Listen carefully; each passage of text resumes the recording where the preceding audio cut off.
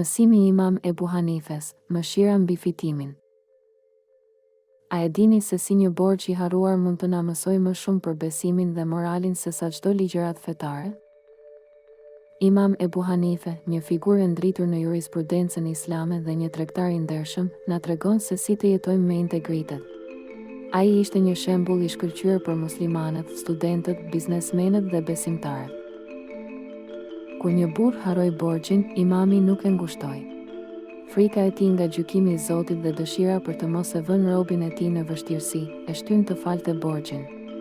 Ky është një mësim i thellë moral për të gjithë ne.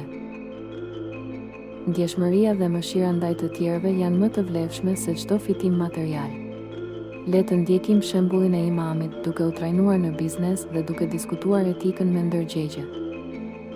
Le të reflektojmë mbi këtë histori dhe të përpiqemi të jemi më të ndjeshëm dhe të mëshirshëm në jetën tonë të përditshme. Ndani këtë mësim me të tjerët dhe le të ndërtojmë një botë më të mirë së bashku.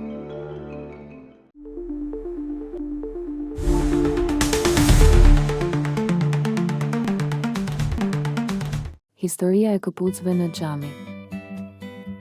Një ditë me shi, një burr i moshuar la këpucët jashtë xhamisë. Kur doli pas namazit, ato ishin të pastruara dhe të mbuluara me një qese plastike. Ai pyeti se kush e kishte bërë, por askush nuk foli. Një djalosh që pastronte heshturazi këpucët e të moshuarve çdo të premte, vetëm tha me vete: Zoti e di. Mjafton ai. Mësimi. Shërbimi i heshtur është një lutje e fuqishme që ngjitet drejt qiellit.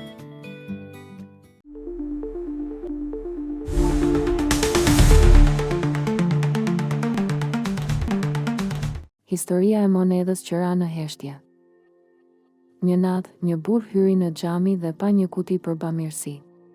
Ai kishte vetëm një monedhë. E hodhi ngadalë, pa zhurmë, pa u parë nga askush.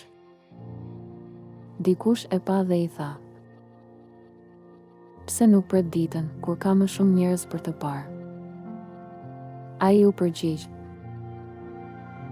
Nëse më sheh Zoti, mjafton. Nëse më sheh bota, s'më hyn në punë. Mësimi. Vepra e bërë për sy të Zotit nuk ka nevojë për duartrokitjet e njerëzve.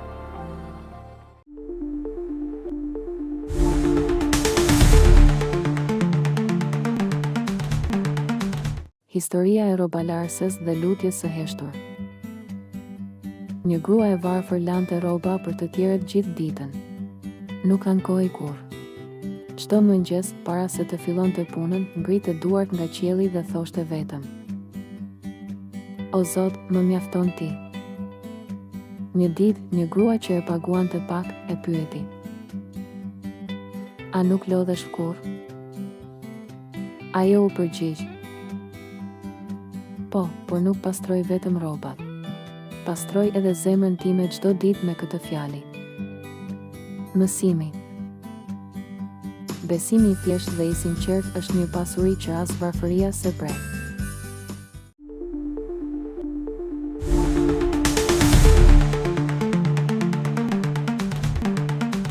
Historia e pastruesit që nuk harroi namazin. Një burr i thjesht punonte pastrues në një qendër tregtare. Çdo ditë, në orarin e namazit, fshinte duart, nxirrte një copë kartoni të pastër dhe e përdorte si segjade mes korridoreve. Një shitës e pyeti: Nuk ndihesh keq që të shikojnë kështu? Ai buzëqeshi dhe tha: Më mirë të më shikojnë njerëzit duke u përulur ndaj Zotit, sesa Zoti të më shikojë duke e harruar atë. Mësimi. Nuk ka turp në adhurim.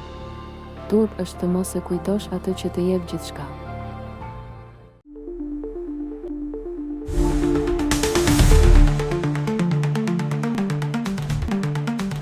Historia e plakut që fali të gjithë. Një plak jetonte vetëm. Kishte vuajtur shumë në jetë, i kishin marrë pronën, e kishin tradhtuar, e kishin përgojuar. Një ditë, kur dikush e pyeti: A nuk i urren ata që të bën keq? Ai u përgjigj qetësisht: Jo, se nuk dua ta takoj Zotin me barë në zemër. Mësimi. Falja është dhuratë që i bëjmë vetes përpara se t'ia bëjmë tjetrit.